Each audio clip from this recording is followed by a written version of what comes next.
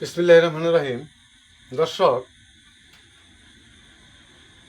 আমরা বিএনপি যারা করি এদেরকে একটা নিউজ দিব, কথাটি শুনবেন। আর আমার এই ভিডিওটি সর্বোচ্চ শেয়ার করে দিবেন যাতে সকল প্রকারের জনগণের কাছে আমার এই ভিডিওটা পৌঁছায়। দর্শক,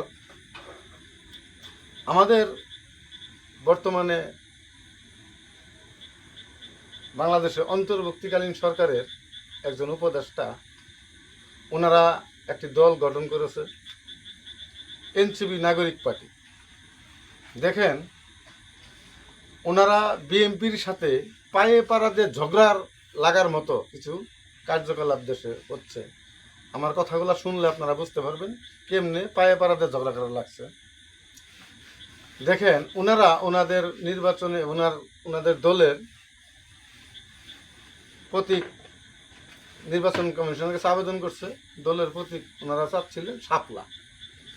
নির্বাচন কমিশন এটা বাতিল করছে যে এই শাপলাটা জাতীয় একটা ফুল, এটা আমাদের বাংলাদেশের সকল মানুষের প্রতীক।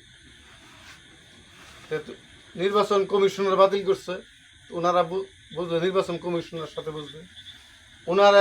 ওনার দলের এক নেতা বলতেছে শাপলা যদি এই রাজনৈতিক দলের প্রতীক না হতে পারে, ধানের শীষ কোনো রাজনৈতিক দলের প্রতীক হতে পারে না।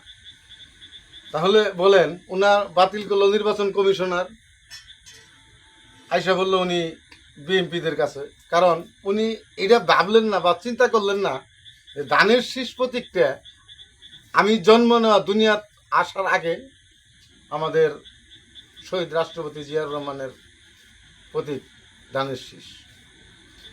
এরকম আরো কিছু ঘটনা আছে যা ওনারা কথাগুলো শুনলে বোঝা যায় যে ওনারা পায়ে পাড়া দিয়ে ঝগড়া লাগার মতো অবস্থা। তাহলে আমি বিএনপির নেতাকর্মী যারা আছে তাদেরকে বলবো, আপনারা ধৈর্যশীল হয়ে যান, সচেতন হয়ে যান। এই যে দেখেন, অনেক জায়গায় কিন্তু প্রত্যেকটা নিউজ করা হচ্ছে বিএনপির সমালোচনা নিয়ে।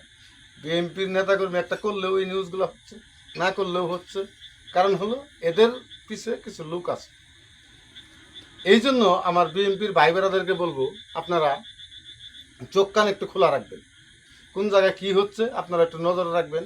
দেখবেন কারা চাঁদাবাজি করতেছে, কারা দর্শন করতেছে, কারা মাস্তানি করতেছে। এদেরকে আপনারা চিহ্নিত করে এদেরকে পুলিশ প্রশাসন হাতে তুলে দিবেন। কারণ হলো বিএনপির নিয়ে একটা খেলা শুরু হয়েছে বাংলাদেশে, যাতে এই খেলার সুযোগটা ওনারা না পায়।